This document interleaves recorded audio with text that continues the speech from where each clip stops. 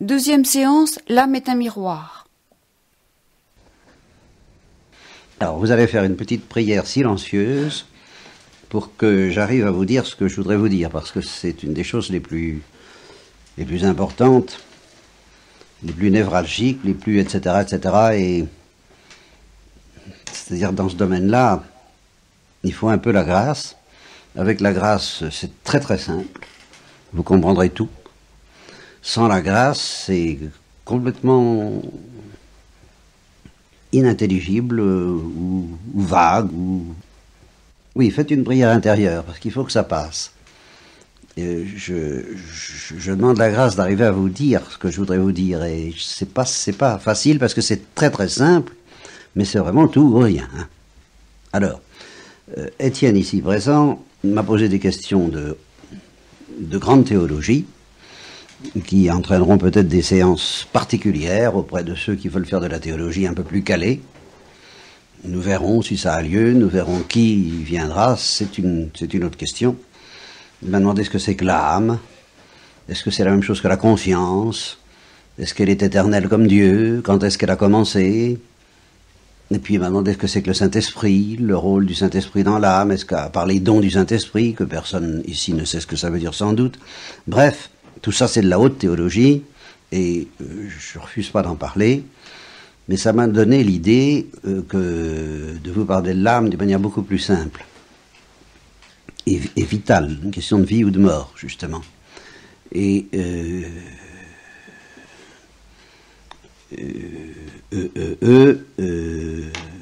oui, ça vaut mieux commencer par là. Avant d'en parler d'une manière théologique, je vais en parler d'une manière catéchisme qui devrait être très clair, même pour Brice, là, qui regarde à l'infini. Je sais pas si là, voilà. Bon, tu me regardes bien, parce que ce que je vais dire, en principe, tu dois le comprendre, Brice. Bien, c'est pas tellement difficile. Parce que l'âme, c'est quelque chose de blanc ou de noir. Je vais prendre des images, justement. C'est quelque chose de blanc ou de noir. Et ça, c'est tout à fait absolu. C'est quelque chose qui est dans la lumière, ou quelque chose qui est dans les ténèbres. Et ça, c'est tout à fait absolu, et c'est très très simple, mais c'est mystérieux. Alors, c'est un miroir. Voilà, l'âme, c'est un miroir.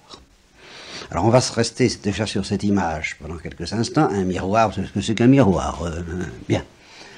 Et si vous mettez un miroir au soleil, qu'est-ce qui se passe ? Le miroir chauffe, mais enfin il ne chauffe pas énormément, il ne chauffe pas plus que le reste, il chauffe même moins qu'une barre de fer par exemple. Ça chauffe comme du marbre, pas beaucoup plus, ça chauffe pas beaucoup le miroir. Mais si vous essayez de regarder le soleil dans le miroir, vous risquez de devenir aveugle presque tout autant et aussi vite que si vous regardez le soleil directement. Le miroir réfléchit le soleil. La chaleur ne passe pas, mais toute la lumière du soleil passe dans le miroir. Bon. Alors, le miroir est aussi lumineux que le soleil. C'est tout à fait extraordinaire.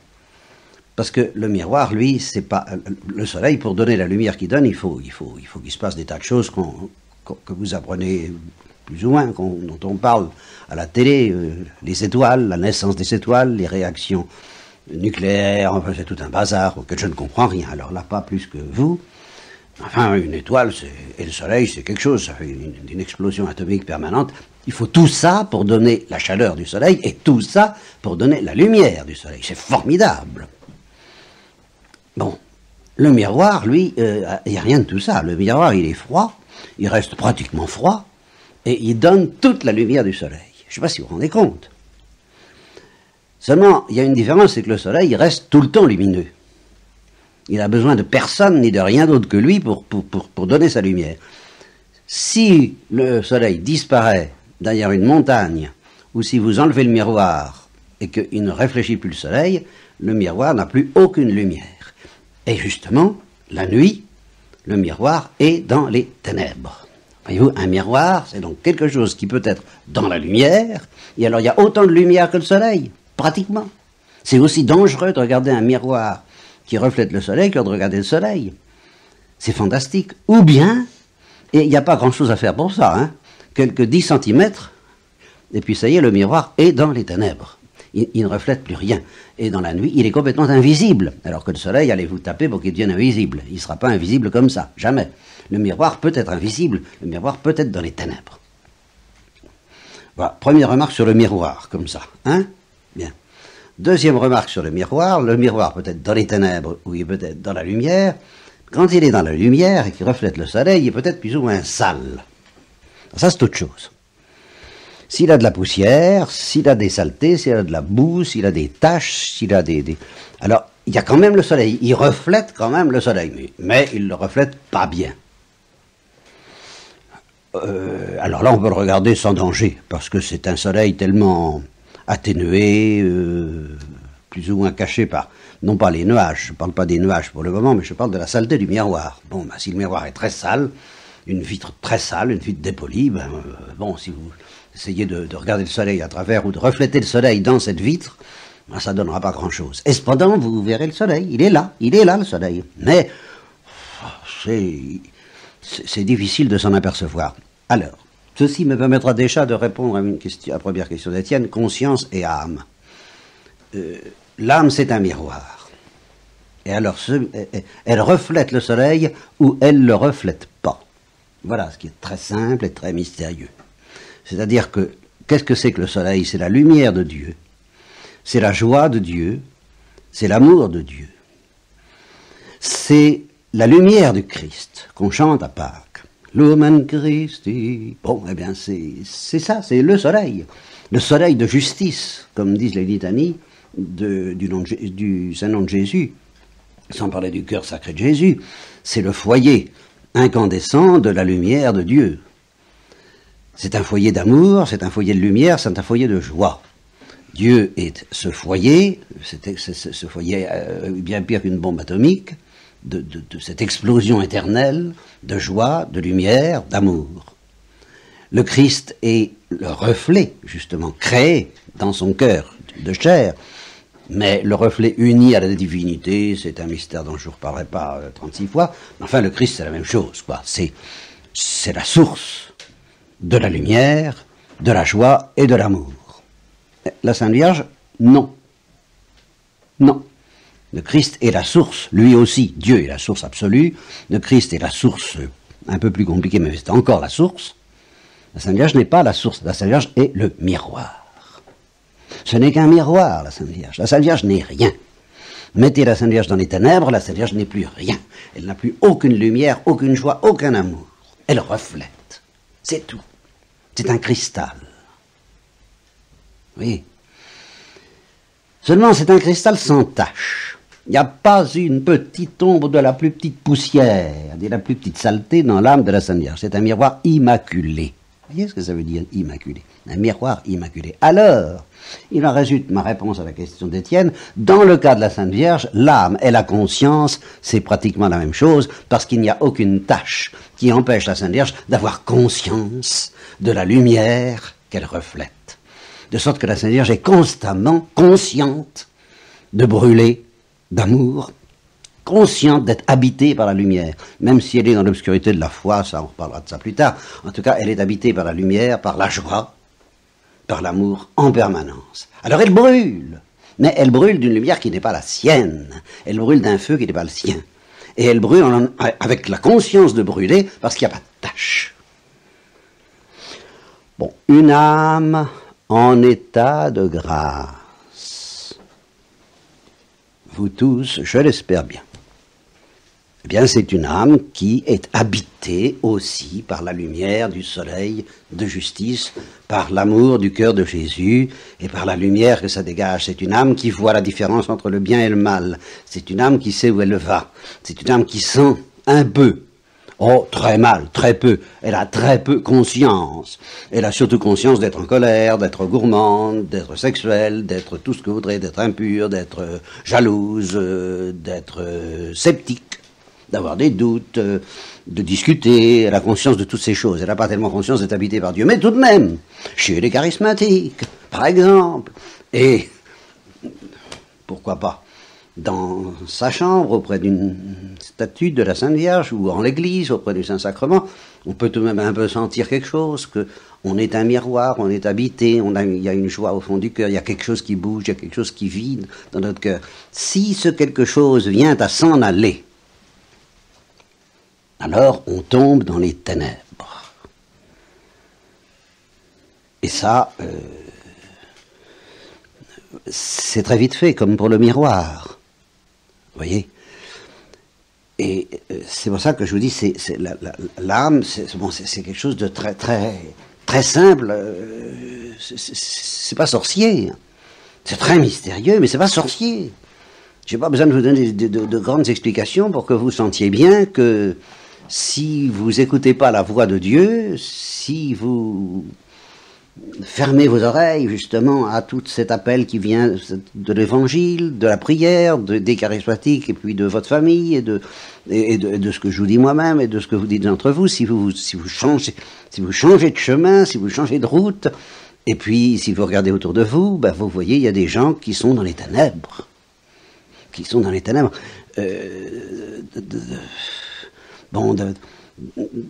David me disait qu'il est le seul de son stage, je crois, enfin de son groupe, à ne pas aller en boîte. Bon, vous savez ce que ça veut dire aller en boîte, n'est-ce pas?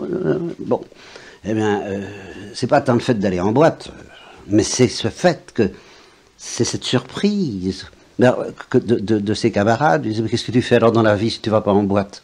Qu'est-ce qu'on peut bien faire dans la vie? Qu'est-ce qu'il peut y avoir d'intéressant dans la vie où je vous le demande si on va pas en boîte? Bon, bah, quelqu'un qui dit ça, c'est quelqu'un qui est dans les ténèbres, qui ne soupçonne absolument pas, parce que peut-être que la joie, l'amour est la lumière de Dieu, sinon, bah, la vie, ça vaut la peine d'être vécue à cause de ça, et pas parce qu'on va en boîte.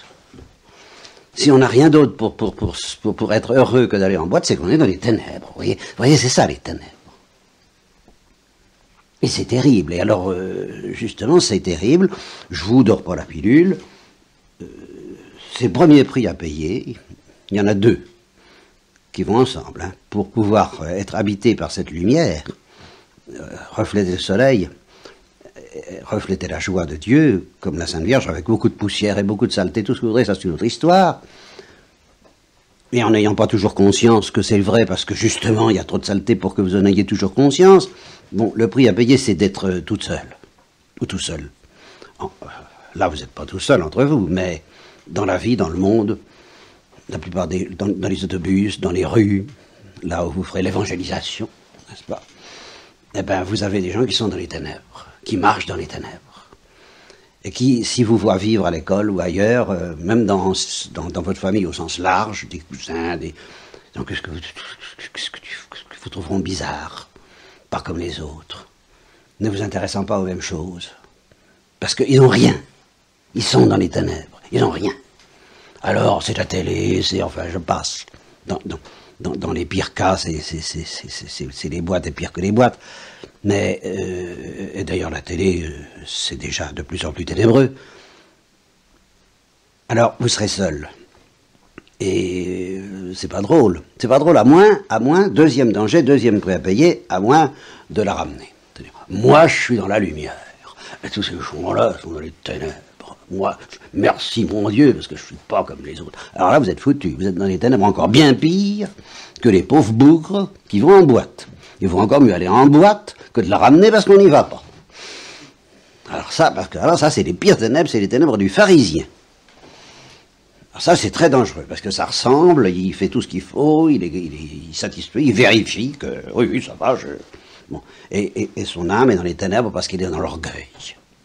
Bon, alors ça, éviter cet orgueil et accepter de passer peut-être pour des cinglés, en tout cas des gens bizarres, de se faire moquer, de se faire critiquer, de se faire interroger, de ne pas savoir répondre, d'être obligé de chercher un lieu, une petite cellule familiale ou monastique, pour certains de vos frères et sœurs, vous le savez bien, pour qu'on puisse respirer un peu. Voilà. Alors, je vous ai tout dit sur l'âme. Bon, j'ajoute une seule chose, parce que alors là, ça nous entraînera dans des complications formidables. Alors là, des complications, ben, tout de même, il est important que je vous le dise. Si on perd, comment est-ce qu'on perd cette lumière? Le miroir s'en va, bon, le soleil se couche, le miroir est vide, L'âme est dans les ténèbres. Qu'est-ce qui s'est passé? Ben, il s'est passé qu'on a commis une faute, évidemment. Laquelle? Bon, ça, je n'en parlerai pas aujourd'hui. Mais il y a des fautes. Ben, un assassinat, évidemment. Un avortement. C'est déjà beaucoup moins évident pour la plupart des gens qui sont dans les ténèbres. Qu'un avortement, ça soit un assassinat, alors là, ils sont tellement dans les ténèbres qu'ils ne s'en rendent plus compte. Et quelquefois, de la meilleure foi du monde, enfin, apparemment. Bon, alors si on cède à ça, si on se laisse aller, tout en sachant qu'il ne faudrait pas le faire, à faire une chose pareille, on peut entrer dans les ténèbres. On a perdu la lumière du soleil. Non seulement on a de la saleté, ça, bon, on en a même quand on a que nous en avons, vous et moi, en ce moment. Je l'espère habité par la lumière, mais il y a une saleté qui empêche que justement ça rayonne pas suffisamment. C'est ça, rayonner, c'est ne plus avoir de poussière, alors ça rayonne. Bon, ça rayonne pas beaucoup, mais enfin on a la lumière. Si on commet un péché grave, dans ce genre que je viens d'évoquer, et de beaucoup d'autres dont nous reparlerons, mais c'est pas aujourd'hui, eh bien on perd la lumière, on entre dans les ténèbres. Est-ce que ça veut dire que on ne sait plus rien? Alors c'est là où il faut faire attention. Si c'est un péché clairement commis, au début, on peut encore, on ne voit plus les choses de la même manière. On ne peut plus les voir de la même manière, puisqu'il n'y a plus la lumière du soleil. Mais on peut tout de même se douter, se souvenir un peu de la lumière. On s'en souvient, pas très clairement, mais on s'en souvient. Et on soupçonne, ou on sait assez clairement quand même qu'on l'a perdue. On s'en souvient encore au début.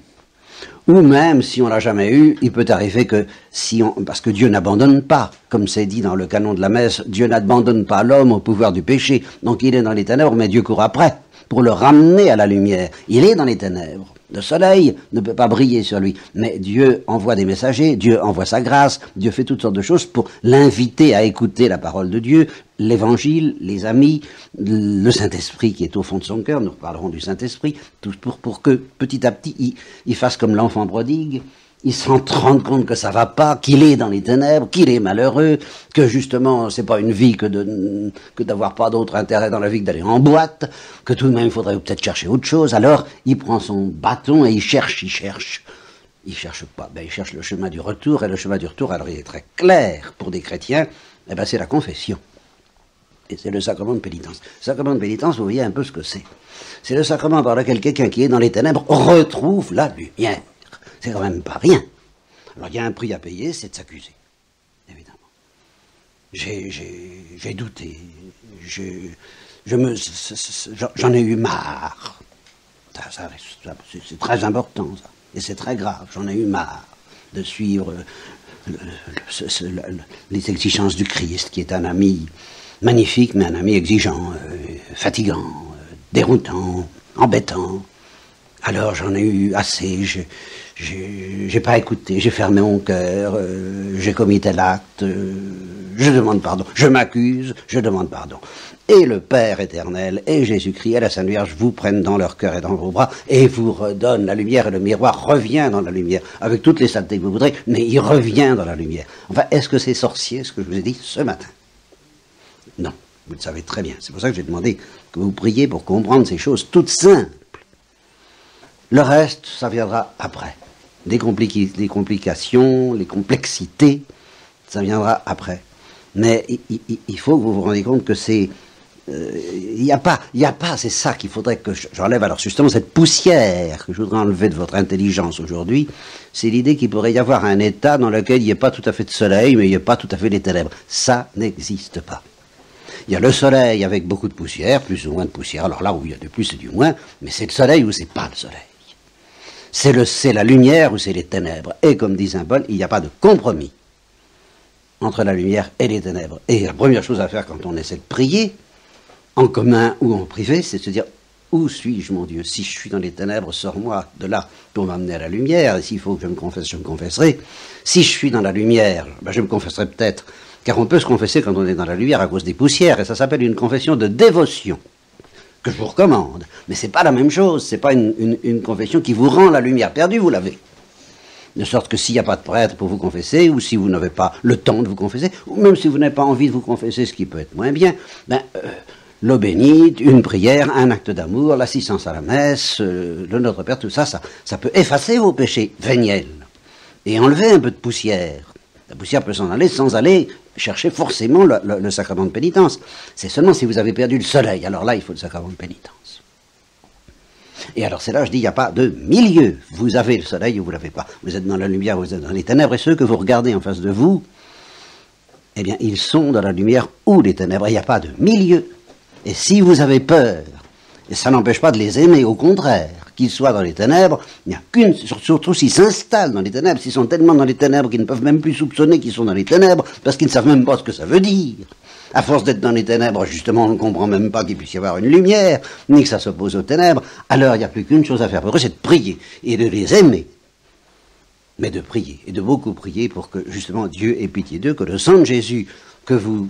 C'est pour ça qu'on assiste à la messe, c'est pour demander que le sang de Jésus aille chercher les brebis égarées, et qu'il les ramène à la lumière, afin que leurs âmes redeviennent un miroir. Cédric, une question. Je voudrais savoir s'il n'y a que les péchés mortels qui cachent qui enlèvent le soleil. Oui, sauf un cas, dont nous reparlerons, mais qui est bien complexe, c'est le péché originel. Là, on est conçu sans la lumière, tant que le baptême n'a pas fait de nous un miroir. Ça, il n'y a pas de péché mortel, là. Ça s'appelle le péché originel. Ça, c'est très, très, très mystérieux. Nous avons le temps d'en parler. Mais à part ce cas-là, seul le péché mortel nous fait perdre la lumière que la grâce nous donne par le baptême.